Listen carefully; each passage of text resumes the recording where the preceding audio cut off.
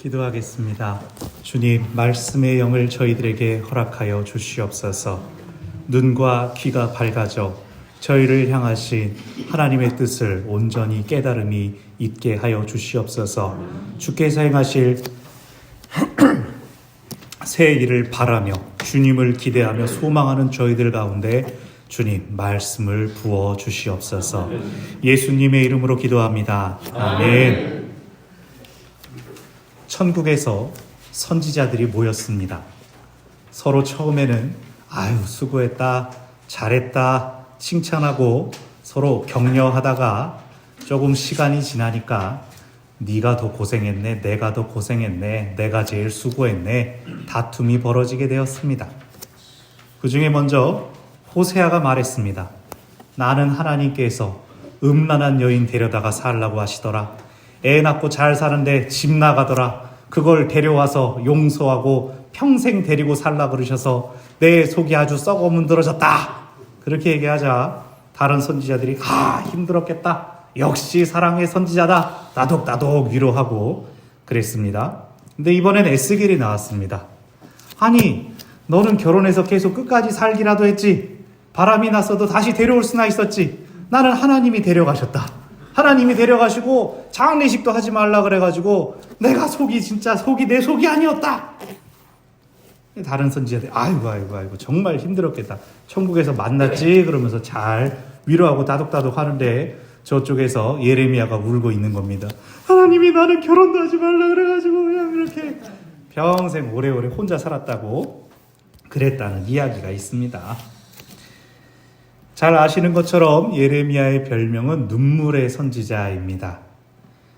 그가 예언한 내용이 나라의 멸망, 또 성전의 파괴였기 때문입니다. 그 전에 다른 선지자들이 나라의 멸망에 대하여 예언을 한 적이 있지만 그것은 멸망할 것이다가 아니라 언제나 개선의 여지가 있었습니다. 회개하고 하나님의 말씀으로 다시 돌아와라. 하나님의 뜻대로 살아야 하나님께서 너희를 용서하실 것이다. 그렇지 않으면 전쟁이 있을 것이다. 또 기근이 있을 것이다. 전염병이 있을 것이다. 너희 중에 일부가 포로로 끌려가는 일들이 있을 것이다. 엄한 경고의 말씀이었습니다. 그러나 예레미야는 아니다. 나라가 이제는 멸망할 것이다. 너희가 더 이상 돌아와도 하나님 받지 않으실 것이다.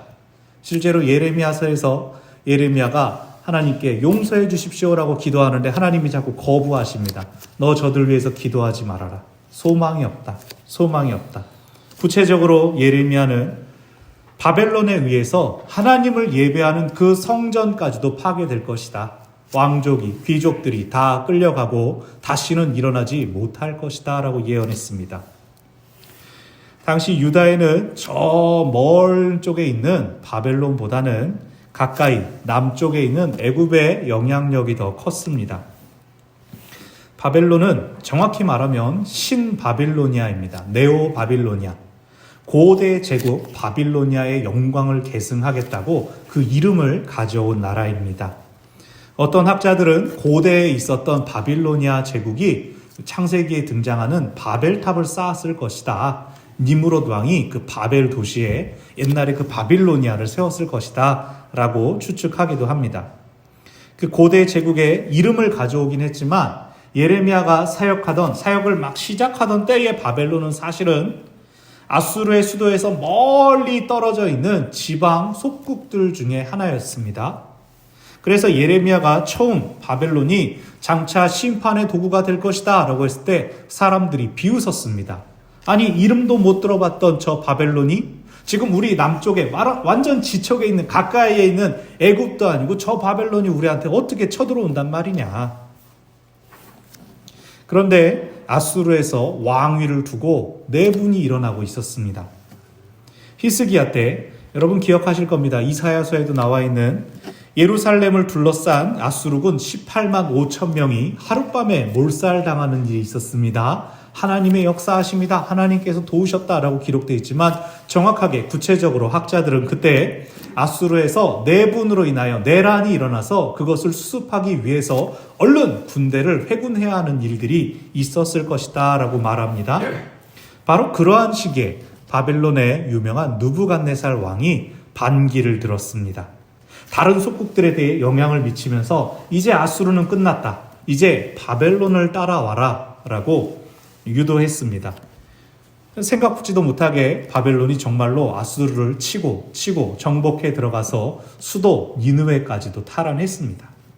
결국 바벨론이 아수르를 무너뜨리고 새로운 제국을 건설하죠.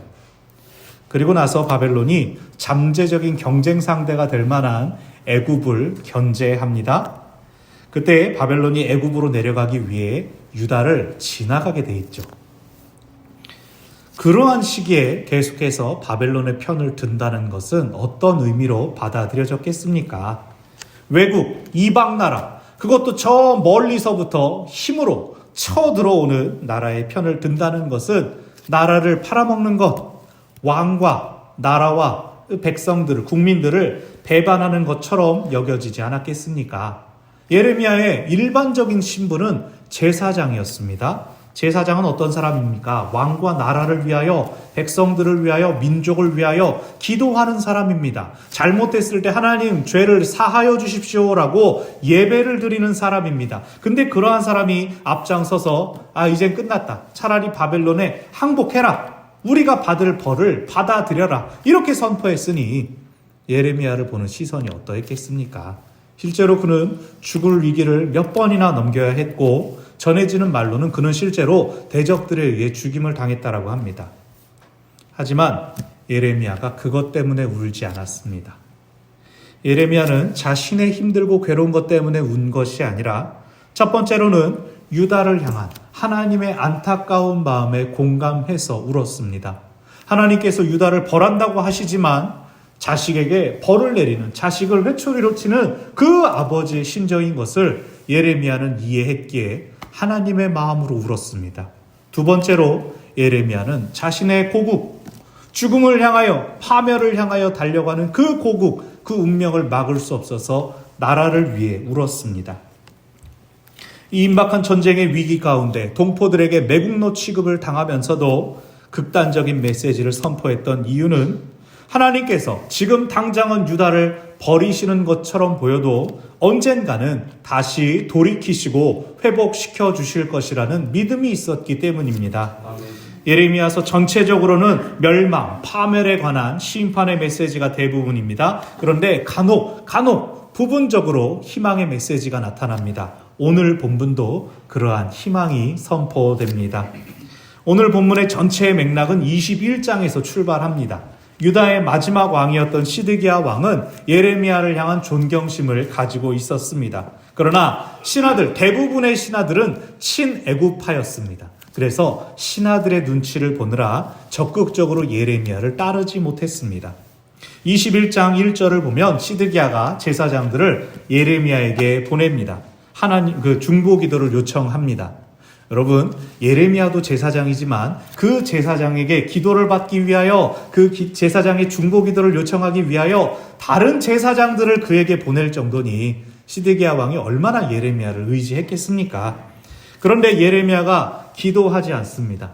아마 시드기야는 히스기야 왕처럼, 그의 할아버지 히스기야 왕처럼 제사장이, 하나님의 사람이 기도해서 그 대적들이 물러나는 것을 보고 싶었을 것입니다.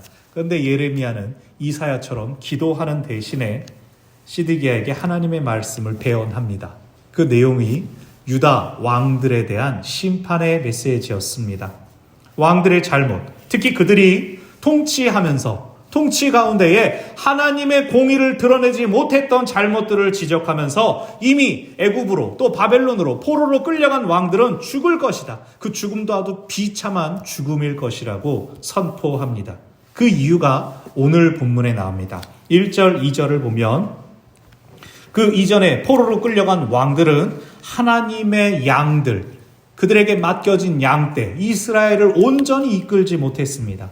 하나님께서 다윗과 맺으신 언약, 다윗 왕조에서 왕이 끊어지지 않게 하겠다, 내가 너의 집을 든든히 세워주겠다 약속하셨던 그 다윗 언약을 지키면서 양떼를 지키는 목자로 왕들을 세워주셨는데 그들이 양떼를 지키고 보호하며 풍요롭게 하기보다는 양들의 생명을 위태롭게 만들고 그들을 흩어지게 만들었습니다.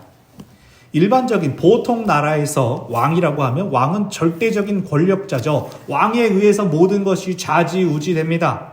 그런데 이스라엘의 경우는 좀 다릅니다. 왕이 유일한 단독자, 권력자가 아닙니다. 이스라엘의 왕은 하나님의 통치를 이 땅에 실현시키는 도구이자 통로입니다. 왕이 바르게 서 있어야 하나님의 뜻이 이 땅에서 온전히 이루어집니다. 왕이 실수하고 왕이 하나님을 배반하면 나라 전체가 그 잘못된 길로 끌려가 버립니다. 나라 전체가 흔들리고 위태로워집니다. 그런데 지난 역사 속에서 왕들이 모두 잘못을 저질렀다. 하나님께서 엄중하게 말씀하십니다.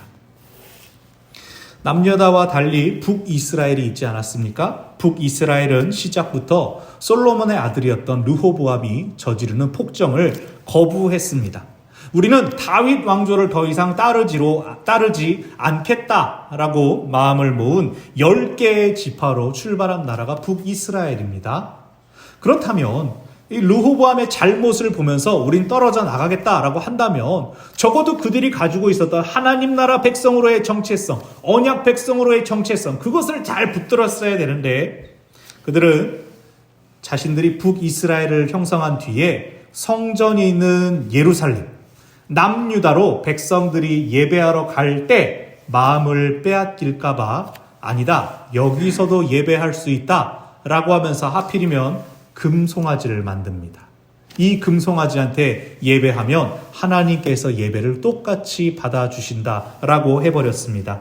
여러분, 금송아지 하면 우리가 떠오르는 것이 있지 않습니까? 출애굽기 32장에서 모세가 하나님한테 십계명 받아오고 있는데 밑에서 백성들은 금송아지 만들고 여호와라고 이름을 붙였습니다.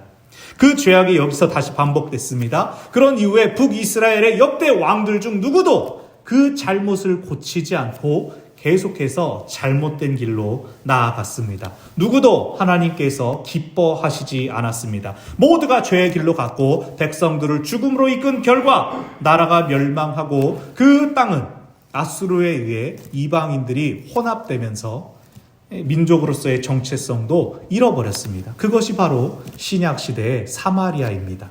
지금 사마리아인들은 전 세계적으로 한 300명 정도가 그 안에 남아있다고 하죠.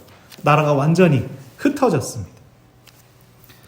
그러한 북이스라엘이 실패한 것을 보았다면 남유다는 계속해서 본인들이 붙잡고 있는 다윗 언약을 기억하면서 하나님을 의지해야 하는데 하나님의 언약 백성으로의 정체성을 잘 보존하고 간직하고 하나님을 기쁘시게 하는 삶을 살았어야 하는데 그들은 오히려 그 하나님께서 선물로 주신 다윗 언약을 자신들의 방패로 삼았습니다. 하나님께서 자기들을 절대로 버리지 않으실 것이라고 생각하면서 정작 하나님의 뜻을 실천하는 데에는 게을렀습니다. 여러분, 우리의 신앙생활을 점검해야 됩니다.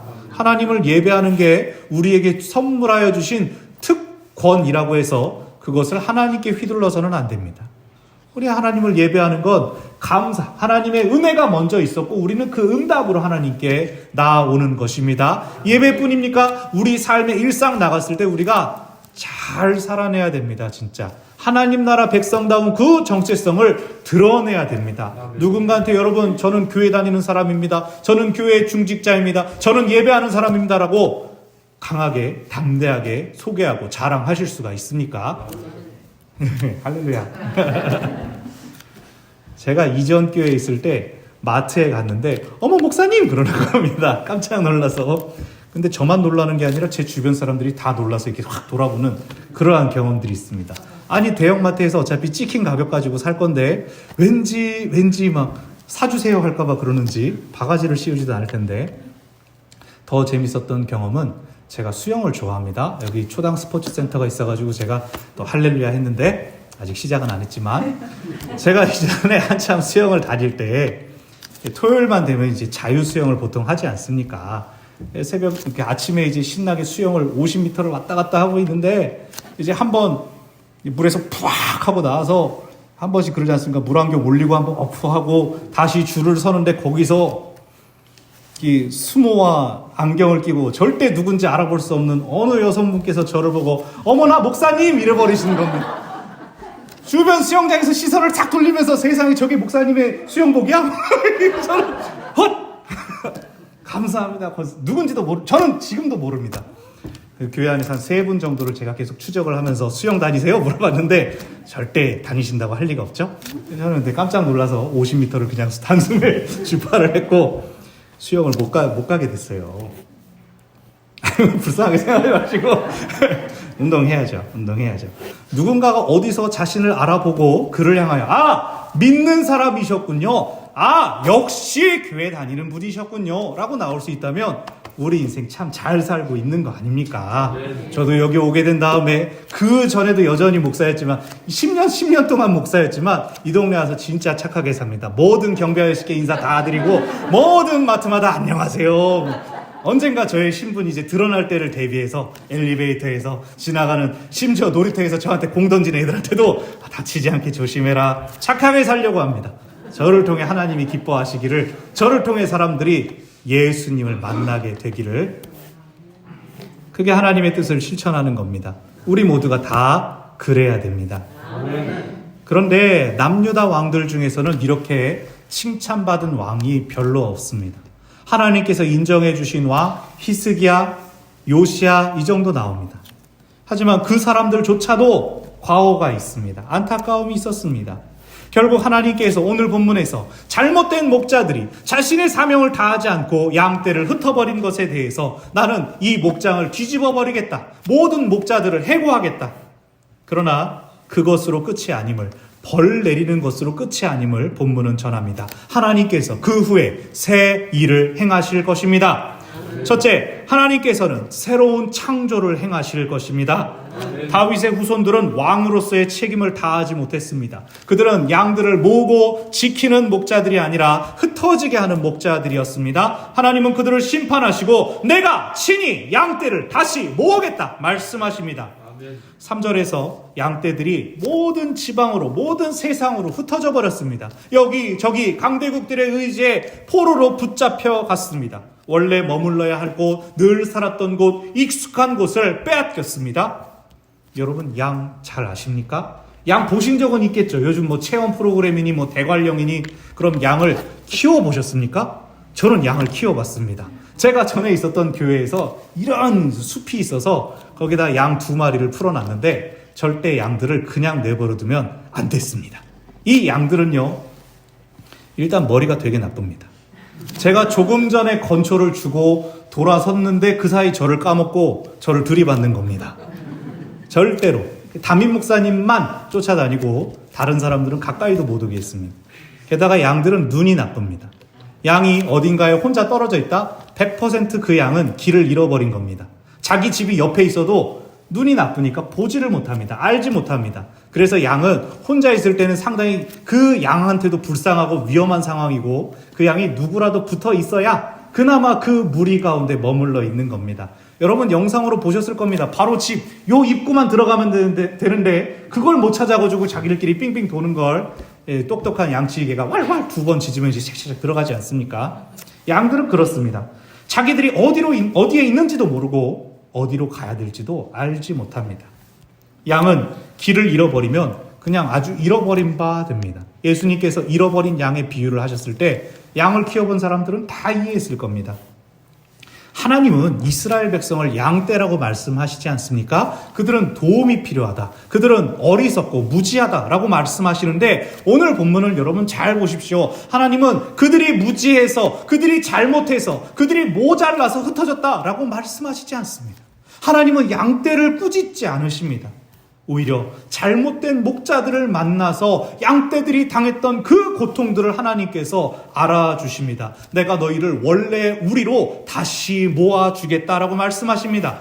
하나님께서 모아주실 때 그들이 회복될 것입니다. 여기 3절에서 끝에 그들의 생육이 번성할 것이다 라는 표현이 나오지 않습니까? 이것은 창세기에 나오는 언어입니다. 생육하고 번성하라 라고 했던 하나님께서 우리에게 주신 복과 사명이 이 양떼들 가운데 다시금 회복될 것입니다. 그래서 하나님께서 당신의 양떼를 친히 모으실 때 잃어버린 영혼들이 돌아오고 주의 백성들이 번성하게 될 것입니다. 그것은 단순한 회복이 아니라 이전으로 돌아가는 것 정도가 아니라 새로운 시작, 새로운 출발, 새로운 창조입니다. 그것을 하나님께서 하실 것입니다. 두 번째로 새 일을 행하시를 하나님께서 하나님의 공의를 드러낼 왕을 세우실 것입니다. 하나님께서는 이미 사무엘을 통해 첫 번째 왕 사울을 세워주실 때 이런 일들이 일어날 것이라고 말씀하셨습니다.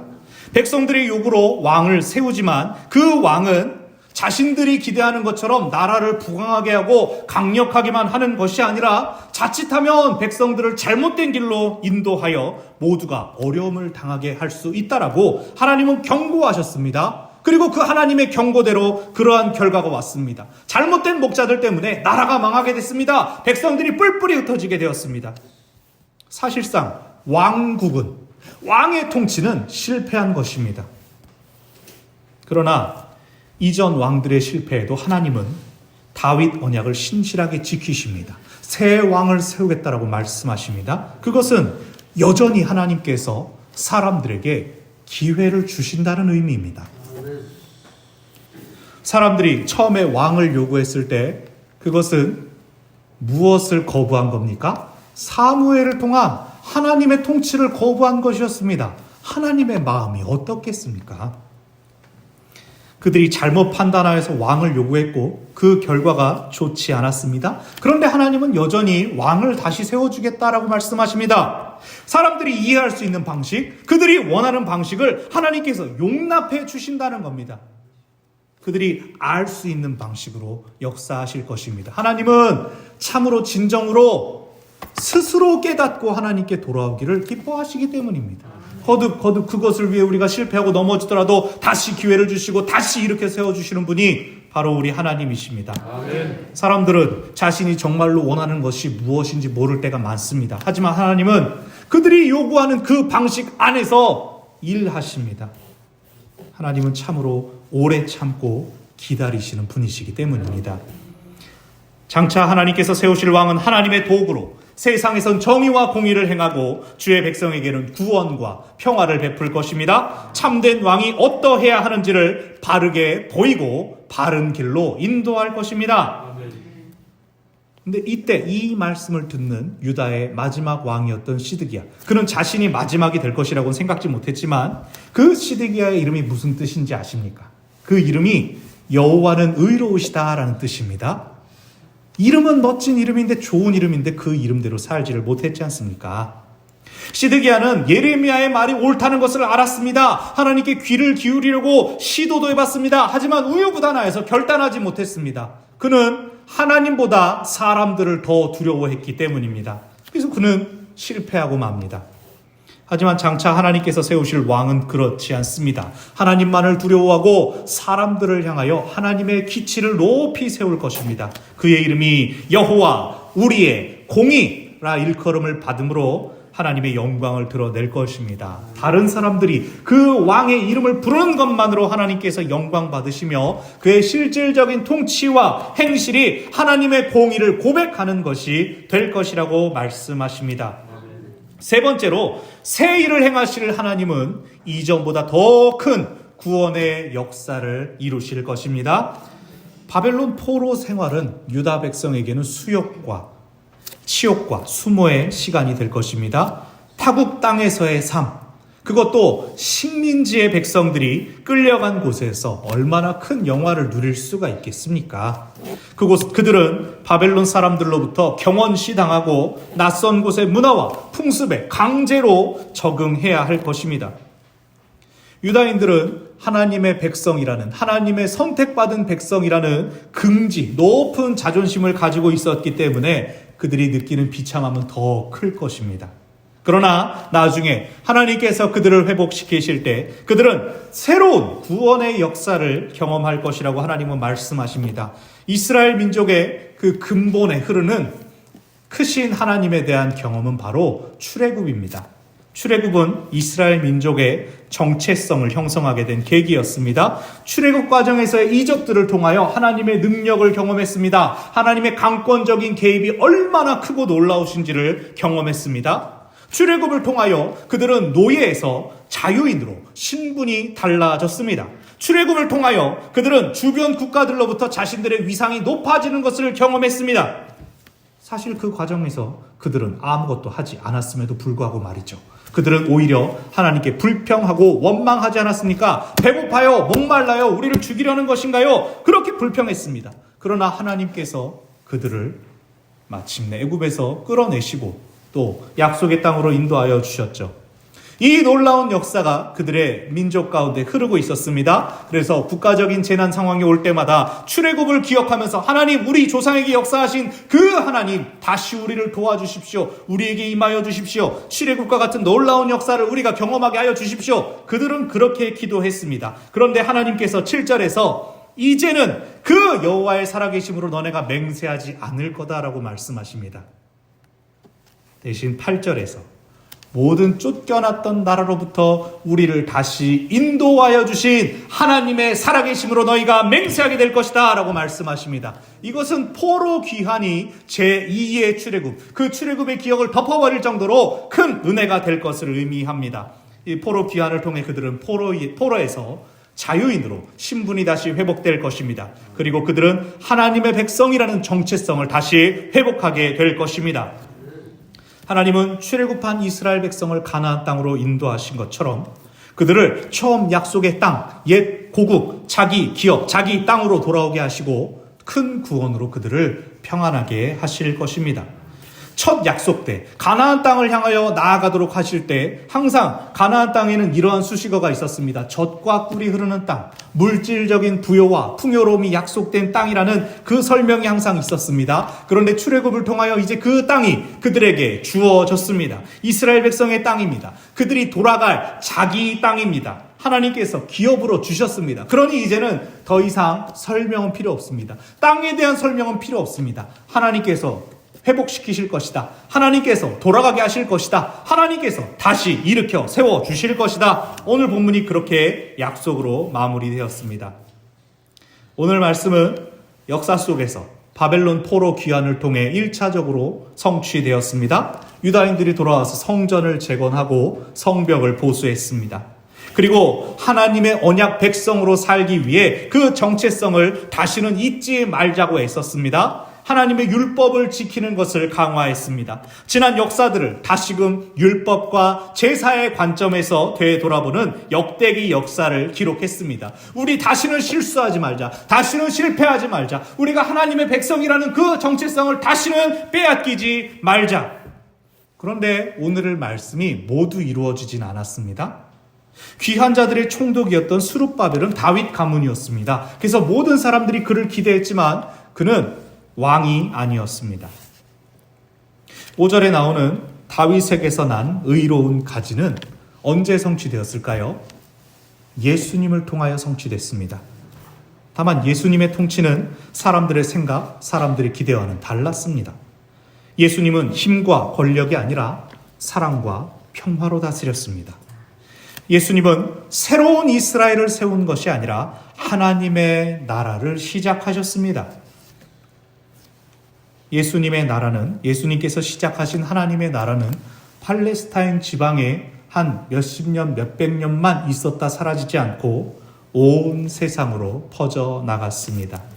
그로 인해 잃어버린 영혼들이 번성케 되는 역사가 일어났고 오늘까지 이르렀습니다. 주의 백성들이 하나님 안에서 평안을 누리며 살아갈 수 있게 되었습니다.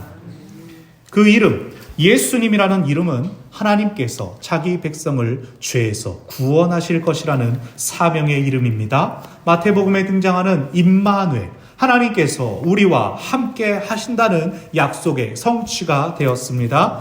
그리스도, 예수님은 왕이자 제사장이자 선지자라는 삼중직의 기름 부음을 받으신 분이십니다.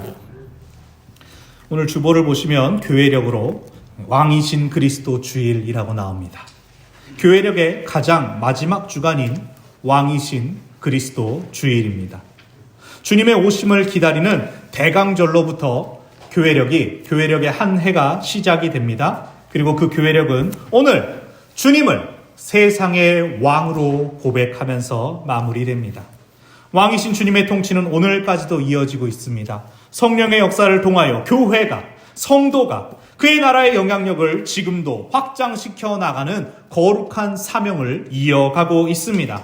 하나님의 새 일은 지금도 멈추지 않고 계속됩니다. 잃어버린 양떼들을 찾아 모으는 일, 세상에서 정의와 공의를 행하며 눌린 자와 포로된 자를 자유롭게 하는 일, 죄로부터 자유케 하신 은혜를 기억하며 주님과 동행하며 살아가는 일들이 오늘까지 우리를 통하여 이루어졌고 앞으로도 우리를 통하여 이루어져야 합니다. 하나님은 계속해서 새 일을 행하실 것입니다. 저와 여러분을 통하여 하실 것입니다. 말씀을 정리합니다. 하나님께서 새 일을 행하셨고 앞으로도 행하실 것입니다. 하나님은 잃어버린 영혼들을 모으시고 그들을 번성하게 하실 것입니다. 하나님은 예수님께서 가르쳐 주신 하나님의 나라, 하나님의 통치를 확장시키십니다. 하나님은 모든 입술이 하나님을 주로 찬양하고 고백하며 살아가게 하십니다. 여태까지 하나님께서 그 은혜를 베풀어 주셨고 앞으로도 그렇게 하실 것입니다. 이미 그 은혜를 경험한 우리들을 그 길로 계속해서 인도하시며 또 우리와 동행하실 것입니다. 그 주님의 초대, 주님의 부르심에 응하여 하나님께서 행하실 새 일에 참여하고 하나님을 만나고 경험하는 우리 공동체가 되기를 바랍니다. 아멘. 기도하겠습니다. 거룩하신 주님, 주님의 행하실 새 일들을 우리가 보기를 원합니다. 우리가 경험하기를 원합니다. 우리가 모이는 예배의 자리에서 하나님을 바라보는 그 자리에서 우리가 경험하기를 원합니다. 하나님께서 저희를 보내시는 저희의 삶의 자리에서 하나님께서 행하실 새 일을 보기를 원합니다. 잃어버린 영혼들이 주께로 돌아오는 역사를 보게 하여 주시옵소서. 우리가 하나님 나라 확장에 참여하고 쓰임 받게 하여 주시옵소서. 하나님께서 불러 모아주신, 하나님께서 회복시켜주신 주의 사랑하는 백성들이 주님 안에서 주님으로 말미암아 평안과 기쁨, 만족을 누리게 하여 주시옵소서. 그 일 가운데 구경꾼으로 서 있는 것이 아니라 그 일 가운데로 들어가는 저희가 되기를 원하오니 주님 저희를 받아 주시옵소서. 저희를 사용하여 주시옵소서. 예수님의 이름으로 기도합니다. 아멘.